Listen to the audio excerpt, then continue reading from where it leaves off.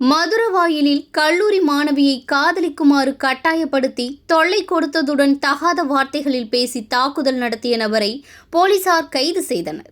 சென்னை மதுரவாயலை சேர்ந்த இளம்பெண் ஒருவர் தனியார் பொறியியல் கல்லூரி ஒன்றில் 4ஆம் ஆண்டு படித்து வருகிறார். கல்லூரி கட்டணம் கட்டுவதற்கு குடும்ப நிதி நிலைமை போதவில்லை என்பதால் பகுதி நேரமாக சினிமா துறையில் வேலைக்கு சென்றுள்ளார். அங்கு சினிமா துறை துணை ஏஜென்ட்டாக பணிபுரிந்த ரிஷி விக்ரமன் என்பவர் அறிமுகமாகியுள்ளார். அவருடன் கல்லூரி மாணவிக்கு காதல் ஏற்பட்டுள்ளது. 4 மாதமாக காதலித்து வந்த நிலையில் ரிஷி விக்ரமனின் செயல்பாடுகள் தவறாக இருந்ததால் அந்த மாணவி அவரை விட்டு விலகிவிட்டார்.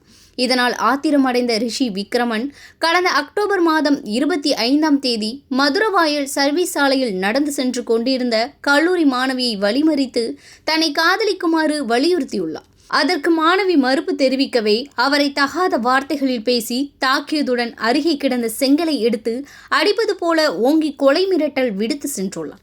அதன் பின்னர் தொடர்ந்து மாணவியை செல்போனில் மிரட்டி வந்த ரிஷி விக்ரமன் கடந்த 4ஆம் தேதி செல்போனில் தொடர்பு கொண்டு குடும்பத்துடன் கொலை செய்துவிடுவேன் என மிரட்டியுள்ளார். இதனால் அச்சமடைந்த அந்த மாணவி மதுரவாயல் காவல் நிலையத்தில் புகார் அளித்தார். புகாரின் அடிப்படையில் விசாரணை செய்த போலீசார் ராயபுரம் பகுதியைச் சேர்ந்த ரிஷி விக்ரமனை பெண்கள் வன்கொடுமை தடுப்பு சட்டத்தின் கீழ் கைது செய்து சிறையில் அடைத்தனர்.